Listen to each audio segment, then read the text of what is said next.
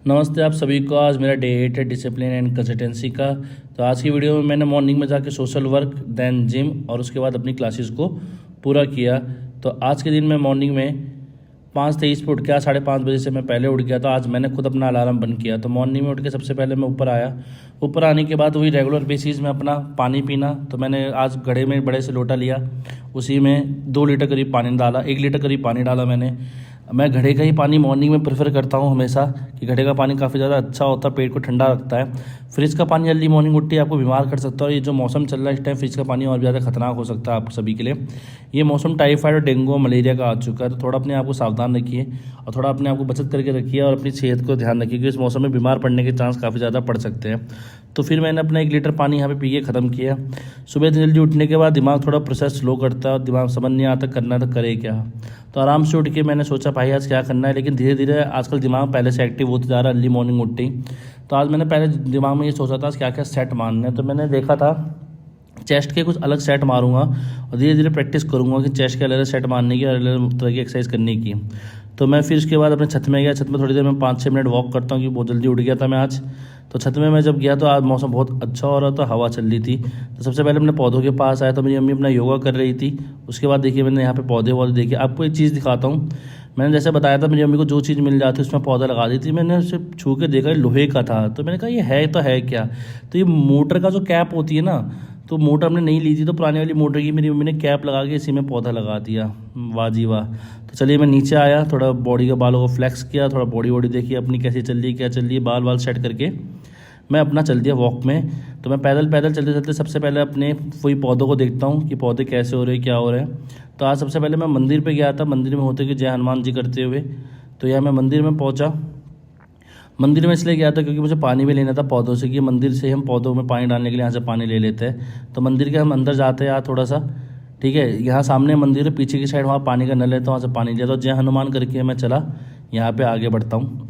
फिर मैं पौधों के पास आया, तो पौधों की कंडीशन देखी। तो पौधों में ऑलरेडी किसी ने पानी डाल रखा था। देखिए पूरे पौधे गीले गीले हो रखे थे। तो मैंने कहा ज़्यादा पानी डालना भी सही नहीं होगा, कि पौधे भी सड़ भी सकते हैं। तो रोज़ की तरह मैंने यहाँ पे अपने उसको देखा।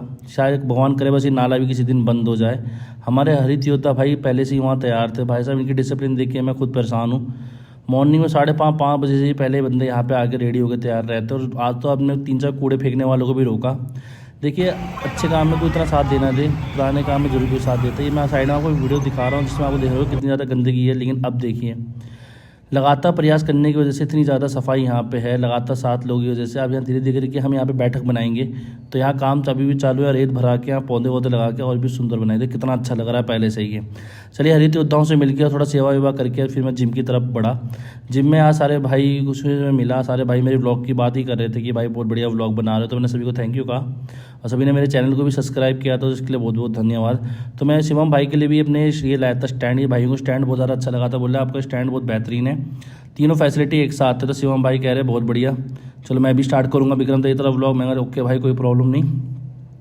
तो यहाँ फिंगर प्रिंटिंग तो मैंने बताया था मैं करता नहीं, क्योंकि स्टाफ चलता है मेरा। मैंने कहा भाई साहब मैं नहीं करूँगा फिंगर प्रिंटिंग। तो जिम के अंदर मैं आया तो शिवम भाई कहते पहले तू नीचे देख। मैंने क्या दिखा रहे हो, बोले चप्पल जूते पहन के आया कर। मैंने कहा भाई कंफर्टेबल नहीं लगता, थोड़ा जूतों में चप्पल में करता हूँ। चलिए मैं ऊपर जिम में आया। सबसे पहले वही अपना वार्म अप। अब पहले से बॉडी थोड़ी ज़्यादा मेरे को अच्छी फिट लग रही थी, लेकिन उतनी है नहीं। लेकिन होता है ना, अगर रोज़ आप एक काम करो थोड़ी फिटनेस अच्छी लगती है। तो बच्चे भी कहते हैं भैया थोड़े पतले लग रहे हो। तो मैंने बच्चों को बताया, जो बच्चों में 2 किलो वेट घटाया ना, वो सिर्फ मेरी बॉडी का पानी गया है। अभी मेरा फैट और मांस कुछ नहीं घट रहा। जब तक मैं प्रोटीन इंटेक नहीं करूँगा, जब तक मेरी बॉडी के अंदर फैट स्टोर रहेगा। फैट को रिड्यूस करने के लिए मुझे प्रोटीन की ज़रूरत पड़ेगी आगे चल के। अगर मैं हो सके तो प्रोटीन भी कंज्यूम करूँगा, लेकिन मैं अभी कंज्यूम नहीं कर रहा हूँ क्योंकि अभी इतना बजट है नहीं मेरा कि प्रोटीन कंज्यूम करने लायक। तो आज वीडियो को सेट करने में बहुत ज़्यादा दिक्कत होती है। और ये मेरा कैमरा नीचे गिरा। भाई साहब मेरा दिल बाहर आ गया था जब मैंने नीचे देखा कि मेरा फ़ोन नीचे गिर गया है, क्योंकि होता है दर्द। मेहनती कमाई है तो होता है दर्द, ठीक है। तो मैंने यहाँ पे स्टैंड को दोबारा रीरैक किया। आज स्टैंड लगाने में बहुत ज़्यादा दिक्कत हो रही थी, पता नहीं क्यों ऐसा हो रहा था। ज़्यादातर तो नॉर्मली जल्दी से खड़ा हो जाता था स्टैंड, लेकिन आज स्टैंड को बैलेंस करने में कोई दिक्कत हो रही थी, तो एंगल के जैसे हो रही थी। तो चेस्ट की सबसे पहले मैंने केबल क्रॉस करी। केबल क्रॉस बहुत ज़्यादा इफेक्टिव एक्सरसाइजों के अंदर आती है। ये पूरे चेस्ट के पोर्शन अपर डायलॉट और नीचे लोअर चेस्ट दोनों को हिट करती है अच्छी तरीके से। इसके बाद मैंने आज मशीन में बेंच प्रेस मारी, इंक्लाइन बेंच पे। किसी ने कहा था मशीन में वेट ज़्यादा फील होगा, और ये बात सही फील है कि मशीन में 10-10 की प्लेट के साथ 20 की रॉड, और साइड में मशीन को जो ग्रिप बनाते हैं वो भी कम से कम 8-9 किलो के थे। तो बहुत ज़्यादा वेट लगा था चेस्ट में। तो मतलब स्ट्रेंथ अगर बढ़ानी है तो मशीन में मानना बेंच प्रेस ज़्यादा अच्छा है। तो इंक्लाइन बेंच प्रेस मार के मैंने जितना वेट नहीं मार पाता उससे ज़्यादा, और साथ में क्लास सर भी थे, तो क्लास सर ने बहुत ज़्यादा सपोर्ट किया। बोले सर यहाँ पे सेट सही नहीं बन रहा। यही साथ होता, अगर साथ में भाई हो तो कोई सपोर्ट देने वाला हो तो आपकी गलतियाँ पता चलती हैं। फिर मैं आया बटरफ्लाई मारने के लिए। बटरफ्लाई भी इफेक्टिव एक्सरसाइज है चेस्ट की, जिससे पूरे चेस्ट हमारा एकदम स्ट्रेच होता है और स्क्रॉल होता है। बहुत से लोग बटरफ्लाई गलत मारते हैं, आप देखना चाहो तो इस तरीके से करते हैं, हाथ को थोड़ा बैंड रखना चाहिए। लोग बिल्कुल हाथ सीधा कर देते हो, सीधे चेस्ट मारते हैं, ऐसा नहीं होना चाहिए, ज़्यादा इफेक्टिव वो नहीं होना चाहिए। तो आज मैं नई नई एक्सरसाइज ट्राई कर रहा था, जिसमें से मैंने आज एक्सरसाइज स्टार्ट करी ये वाली। ये उतनी ज़्यादा इफेक्टिव नहीं लगी मुझे, चेस्ट में उतना ज़्यादा फोर्स अप्लाई नहीं हो पाता। तो यार मशीन ख़राब थी क्या थी मैं समझ नहीं पाया, लेकिन इतना ज़्यादा फोर्स नहीं लग पाया था। जैसे मैंने बताया था एक दिन में मैं 2 पार्ट ट्रेन करता हूँ, तो आज मैंने एब्स की ट्रेनिंग मारी। वैसे मेरे पेट को एब्स तो नहीं तूंदी कहना चाहिए, ठीक है, लेकिन कोई बात नहीं कि मसल का नाम एब्स है तो लोअर ऐप, मिडल ऐप और अपर ऐप, तो मैंने दोनों ऐप्स को ट्रेन किया। काफ़ी ज़्यादा इफेक्टिव एक्सरसाइज लगी मुझे। प्लैंक से प्लैंक मेरे से भी हो नहीं पाते। फिर मैं एंड में अपना रनिंग करता हुआ आया। 4 की स्पीड में मैंने इंक्लाइन रखा होता है। इंक्लाइन का मतलब होता है पहाड़ी चढ़ाई ऐसी होती है ना, उसे इंक्लाइन कहते हो। तो इंक्लाइन करते हुए मैं घर की तरफ अपने आया। तो आपको पता है मेरी रोज़ की ड्यूटी वही, बाइक को उतारना और चढ़ाना। बहुत ज़्यादा परेशानी लगती है ड्यूटी में। मैंने कहा भाई साहब कोई नहीं, करना तो पड़ेगा। देखिए मेरी चार्जिंग वाली बाइक चार्ज नहीं होती, मैं बहुत ज़्यादा परेशान हो गया था। आज स्कूल का डे भी था, लेकिन आज चक्कर में स्कूल भी नहीं जा पाए कि बाइक में चार्जिंग ही नहीं थी मेरी। तो मैंने कहा अब क्या करा जाए। उस वाली बाइक में ज़्यादा पेट्रोल लगते नहीं, हमने लोकल के लिए इस्तेमाल करने के रखा हुआ है। ये वाली बाइक जो स्प्लेंडर है, ज़्यादातर हम आई स्मार्ट ही लेके जाते हैं अपनी, सॉरी रिवॉल्ट ले जाते हैं बैटरी वाली हर जगह। तो आज भी वो ब्लिप ब्लिप कर रही है, तो आज सर्विस सेंटर्स को ले ही जाना पड़ेगा। कल संडे को भी ले नहीं जा पाया था मैं, क्योंकि वहाँ पे वर्कर नहीं थे, तो ले ही जाना पड़ेगा। लगता है स्कूल ऑफ करना पड़ेगा। स्कूल के साथ साथ मेरे कुछ और बैचेस भी ऑफ हो जाएंगे काफ़ी ज़्यादा। पर मौसम मैंने देखता कैसा होता है क्या होता है, उसके बाद डिसाइड करेंगे। अभी मेरा मन तो नहीं था। तो सबसे पहले मैंने बाइक वाइक रखी। बाइक वाइक रखने के बाद फिर मैंने बाइक को थोड़ा पीछे की तरफ किया, गेट नहीं खुलता, तो बाइक बाहर निकाल के आज मैं अपनी मम्मी को स्कूल छोड़ने गया। मम्मी कह रही थी कि काय बात का डिसिप्लिन तो मुझे छोड़ने नहीं जा सकता। मैंने कहा चलो बैठो, आज आपको छोड़ के आता हूँ बाइक में।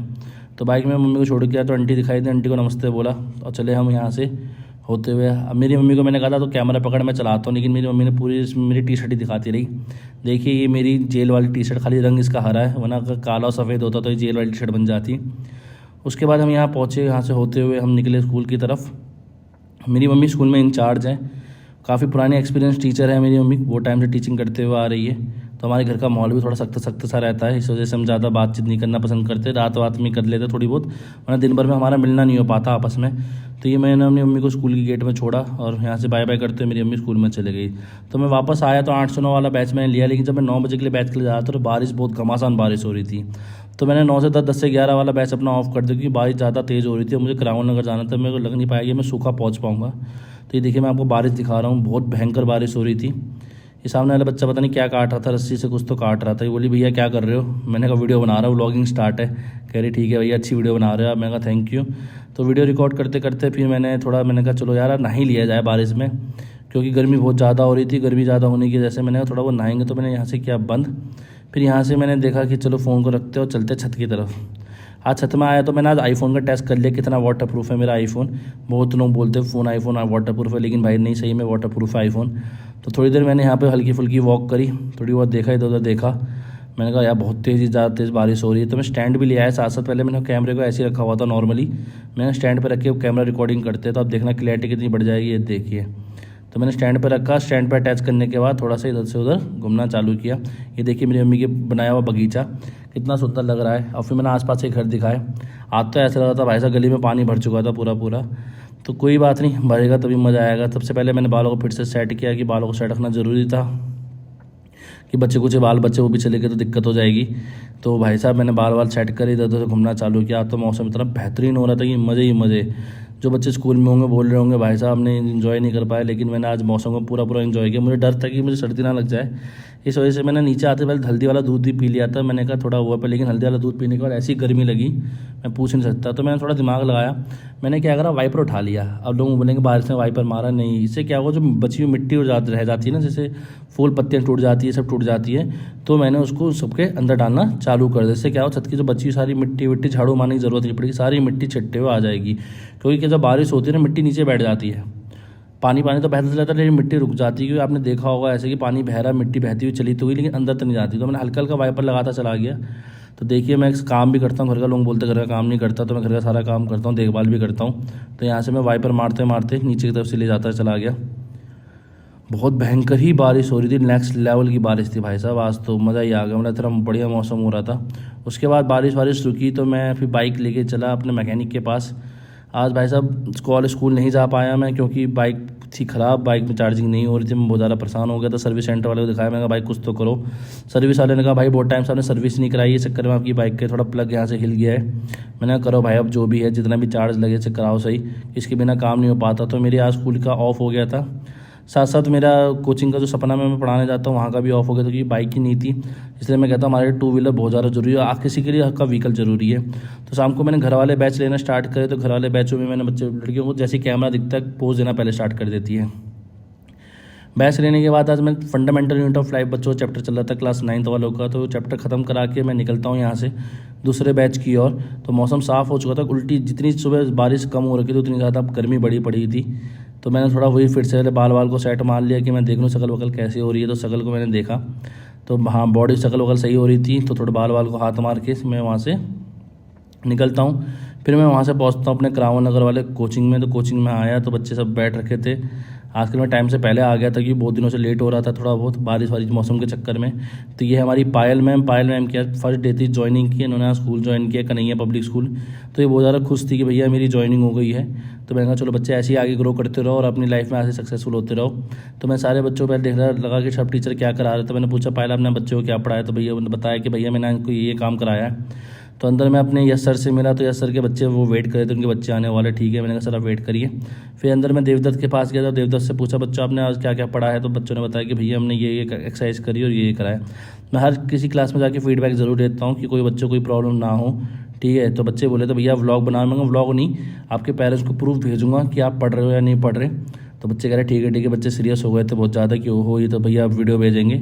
थोड़ा बहुत खौफ में रखना पड़ता है, वरना बच्चे हमारे सर में उल्टा चढ़ेंगे। तो मैंने स्टूल देखा तो कुछ स्टूल बच्चों ने यहाँ तोड़ रखे थे। कितना ही बोल दो स्टूल लगाने को नहीं मानते। मैंने कहा चलो कोई बात नहीं। मैं आया अपने बैच की और यहाँ पे मैंने अपना बैच लेना स्टार्ट किया। सबसे पहले मैं बॉयज़ और गर्ल्स को अलग करता हूँ, क्योंकि बॉयज़ गर्ल्स को हमने अलाउड नहीं कर रखा है एक साथ बिठाना। बैठ जाते तब भी हमारे आने से पहले नहीं मानती, ये एज ही ऐसी है।